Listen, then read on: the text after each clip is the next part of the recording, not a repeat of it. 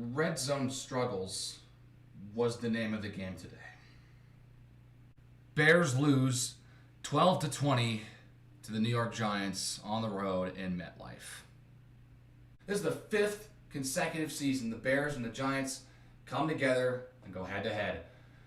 All started back in 2018 when the Bears were actually good, and the Giants pulled off an upset win after Chase Daniel miraculously put the team on his back, got an onside kick, and they had some real trickery to get that one tied. Unfortunately, they couldn't finish the job in overtime, and the Bears would then get the next 3 games against the Giants at home and win all 3. And then they go back to MetLife here this one and lose. So the home team has won all 5 of these games. And this is the first time Justin Fields starts. This might be the first. No, it's not the first time Daniel Jones started. He started in 2020. I think he started in 2019 too. But this is the first time Fields plays against the Giants, and he looked better than he did last week. I mean, it's hard to get worse than Fields' performances last week. Already showed signs of improvement, but still not good enough. With the Bears having such a great running game last week against the Texans, this one's going to be a bit different. Khalil Herbert had a great game, yes, but they were still going to be without David Montgomery. This was a totally different team. And, well, it looks like David Montgomery's absence really hurt this team. Justin Fields didn't look absolutely terrible like he did last week. Aired it out a little bit more. Didn't throw any picks. Had a couple bad throws, but for the most part, he didn't look too bad. And that game was highlighted by a 56-yard bomb to Darnell Mooney, which they finally connected on some semblance of passing in this one. Darnell Mooney had 4 receptions for 94 yards. Easily his best game of the year. And, well, I'm glad to see him get some receptions because he's had one of the coldest 3 games to start a year I've seen in a long time for receiver 1. But outside of that, there wasn't much going on in the passing game. Found Kmet a couple times, but he couldn't do too much. And then it was kind of dump-offs to the receivers, or there was this one pass that went for a little over 20 yards to Tristan Wesco, who I had never heard of until he made that catch. Turns out we got him from the Jets, I think, and turns out he played the last 2 weeks, didn't make any receptions. Now, what the Bears did last week against the Texans, the Giants did exactly to us. It was a run first, and they kept with the run game all the way through this one. Saquon Barkley had a great day, going for over 100 yards. Didn't score a touchdown. Those would come to Daniel Jones, scoring the only 2 touchdowns in this game. Daniel Jones rushed for 2 scores on pretty much the exact same play in the red zone on a bootleg where he basically just pass option, just fakes the handoff, comes right around and into the end zone. And the Bears were awful with this in the first half. They had a terrible job reading these bootlegs, as this is where Daniel Jones played his best. Didn't look really that good in the second half. Granted, he did also leave the game for part-time with a bit of an ankle frustration there. Tyrod Taylor came in for a little bit, threw a pick. Eddie Jackson got his 3rd interception of the season. And I'm actually really happy that Eddie Jackson's coming up with some takeaways. He's playing much better this season already. But Jones came back in and did what he had to do. And that's why you can ask out of a quarterback sometimes. If your run game is working, just keep running the ball. The Bears could not stop the run in the first half. Saquon Barkley almost hit 100 yards in the first half. And the Giants as a whole won well over 100. And the Bears defense played well as per usual. I mean, if you only let up 20 points a game, that's pretty damn good in this modern NFL, I would say. But the problem is that the third quarter, the Bears went 3 and out on 3 straight drives, which is what killed the team. And killed the clock and gave the Giants just the ball more, even though they weren't scoring. They just kept the ball and kept it rolling. And eventually the defense got tired and let up a 6-minute drive that ended up resulting in a field goal that would make it an 8-score game. This game was 14-9 at the half, and the Bears scored on the opening possession of the third quarter. or early in the third quarter. I don't know if it was their first possession. But they scored early in the third quarter to make it 14-12. And it was 14-12 for quite a while before Graham Gano would put in two field goals. And with about 6 minutes to go in the game, the Bears would have to score a touchdown. Impossible.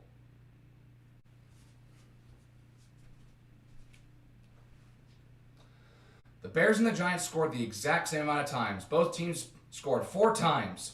The only difference, Giants scored 2 touchdowns and 2 field goals. The Bears scored only 4 field goals. They couldn't put it in the end zone. And they got in the red zone 3 times. 3 times. They got into the red zone. They didn't get into the end zone. They just stalled because they kept running the ball because they were too afraid to pass in the red zone. Like, once the offense got into the red zone, it became so predictable. So predictable. I mean, before our first red zone trip, or one of our first couple red zone trips, Joe Davis said they've only passed once inside the red zone this entire season, and that was the first play where Justin Fields threw that touchdown to Equanimeous St. Brown against San Francisco. That's the only throw that they had made up until this game. So it's a super predictable red zone offense that consists of just running up the middle or have Justin Fields roll and design a QB run. So they need to pass more, and because they can't pass in the red zone, they have to run it. And since it's so predictable, they have to settle for field goals. And I think the run game just got a lot less interesting in this game because they were running left, right, up the middle. They were doing, they were going all over the place against Houston. Here, when they needed to get yards, they just ran up the middle. Like a couple times, I remember a stink 3rd and 2, where they just ran up the middle and the Giants knew exactly what was coming, had no gain. And a couple times in the second half, Khalil Herbert had a run on like 1st or 2nd down and 10 and got absolutely stuffed for no gain because they ran it right up the middle. And yeah, they just need to get a little more creative with the run plays, because if you're just going to run up the middle, it's super predictable. And they stalled several times. Literally every drive, they couldn't finish a drive. They had to settle for 3 points or just completely failed to get even into the Giants' half anyways. Or just went 3 and out, which was several times in the second half. And again, I've said this before plenty of times. It happened again where the Bears offense just stalls for like 10 minutes, can't like play offense for like ever, and then go 3 and out, 3 straight drives, which gives the defense little time to rest. They rest for probably about a minute of game time, and they're right back out on the field having to make another big defensive stop to get the offense the ball back. And this is what frustrates me so much, is that the offense at one point in the game, sooner or later, the offense is just going to stall for like a full quarter. They'll have like 3 straight 3 and outs, and the defense is going to have to carry this team to even stay in the game. And the really frustrating part is that the Bears were in this game the entire time. The game never got out of a 1-possession game. The biggest lead the Giants have was 8, and they had that twice today. They almost went up 2 scores before Graham Gano missed a field goal with like 20 seconds left. Not that it really mattered or anything, but it kept the game within 1 possession. And it's just frustrating because the Bears had several opportunities to just put it in the end zone and take the lead. Or even when they were down 2, to even get a field goal and take the lead. And they couldn't.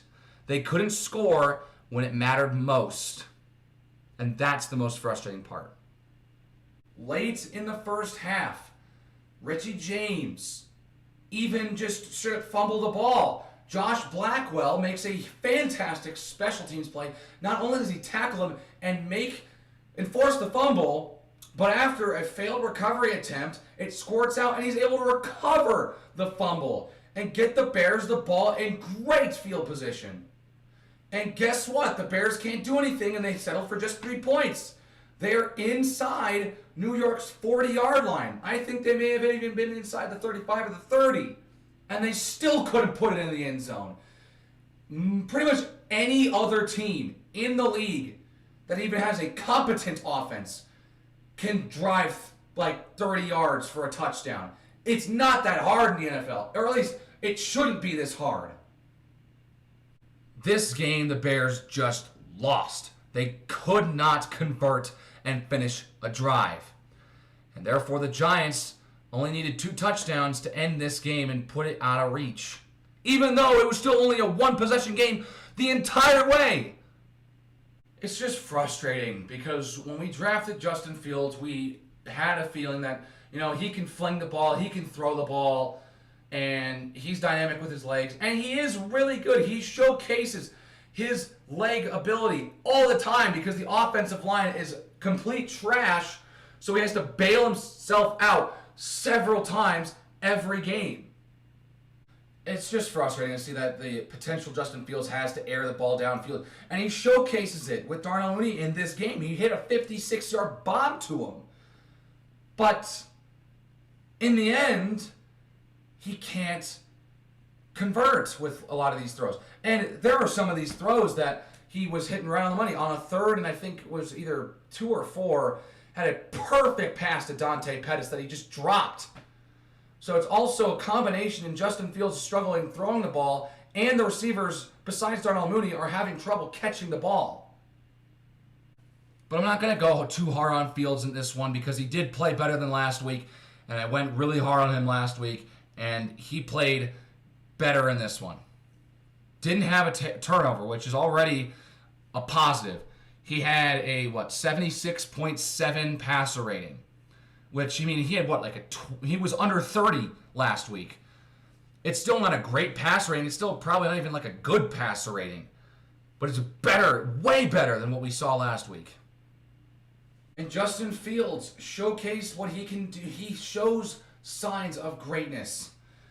The vision to find Dante Pettis on that touchdown pass against San Francisco was great. To keep extending the play and then find an open receiver. But he's been struggling to find open receivers and is struggling to just get the ball out because the offensive line can't hold for very long. And it either causes an errant throw or just a throwaway or a sack, which Justin Fields was sacked 6 times in this one. The offensive line needs to get better. And Cody Whitehair went out of the game today, and the first play after Cody Whitehair came out, Lucas Patrick, I think, was his replacement, pretty much directly was just absolutely destroyed, and it led to a sack.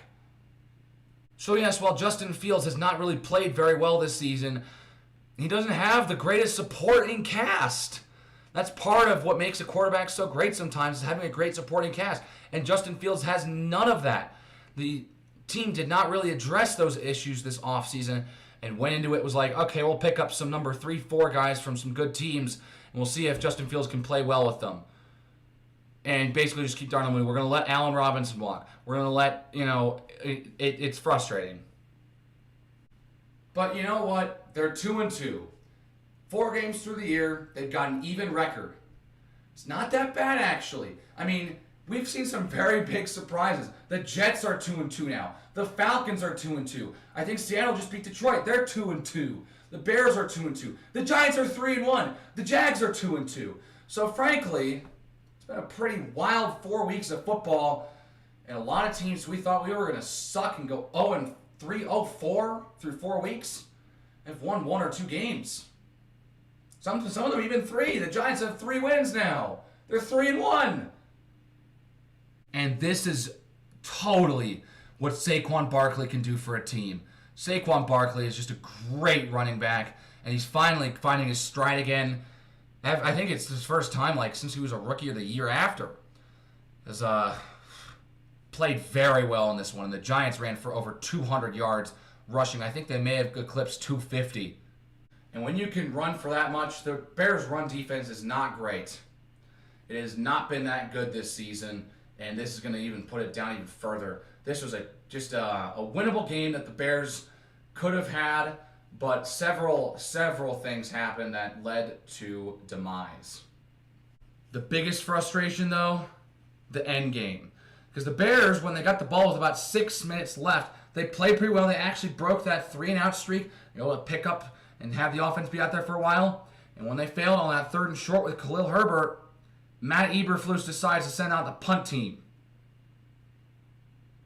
They're around midfield. It's not like if they miss, the Giants have an easy 3 points. They're at midfield. It's like 4th and 2. They punt it away, and it may have been the right decision, honestly, because the Bears defense did absolutely great. They used their timeouts in the right places. I mean, honestly, if they used that final timeout, they could have had probably about 2 minutes and 40 seconds and the 2-minute warning to get it into the end zone. But Matt Eberflus decided to stay and have the 2-minute warning and a timeout, so he let the clock run, and they punt it away to Velus Jones Jr., and he muffs the freaking punt. The rookie out of Tennessee muffs the punt, and he tries to grab it, can't do it, and the Giants recover, and it's over at that point. So, with the Bears defense playing so well, Velus Jones fumbles it, and Justin Fields doesn't get a chance to redeem something and get this team into the end zone. This was just a winnable game that the Bears could have had and couldn't finish. And I think the frustrating part for me is that it's all downhill from here. We have the Vikings next week, followed by the Commanders at home on Thursday Night Football, and then the Patriots on the road and the Cowboys on the road before we finally come back home again after the road trip, pretty much, to play the Dolphins and the Lions back-to-back. So it's going to be, this is where the season's starting to go downhill. We've had the beneficiary of some pretty favorable competition, and this is where the season's going to start to fall out of our favor, I would say. We may have a 3-3 start to the season, which would be pretty nice. But outside of that, I think it's going to be downhill from here on out. But hey, they had a winning record 2 separate times this season at 1-0 and 2-1. That's the best that we can get, probably. So yeah, Minnesota's next week. They got the W out across the pond against New Orleans. And they're going to be on the road in Minnesota early season for the first time in what seems like forever. So this one will be interesting because the Vikings have looked really good at times and also have looked kind of poor. They looked really bad against Philadelphia, and they were able to get that win against Detroit. And it looks like this game against New Orleans was really close too. So if the Bears can put up some effort and that the defense can play well, we just need the offense to do something. That's the hardest part about this. So again, the Bears' offense is the weakness of this team. The defense, they play well, and they keep the team in games. The offense needs to do their part, and that's the most frustrating part about this team is that in an offensive league, the Bears' offense continuously cannot score points. They can't even put it in the end zone in this one. But yeah, it's Minnesota next week. It's going to be a tough one. And then it's the short week to play Washington, who has looked really poor these past 2 weeks against Dallas and Philadelphia. So Washington's got Tennessee next week, and then they play us on Thursday night. We've got the Vikings on the road. This one means a bunch because it's a divisional game as per usual, but not looking forward to this one. Anyways, I think I've said my piece, and I'll end the reaction here. So if you liked this video, please hit the like button and hit that subscribe button for more reactions, and I will see you guys in the next one. Take care, everyone.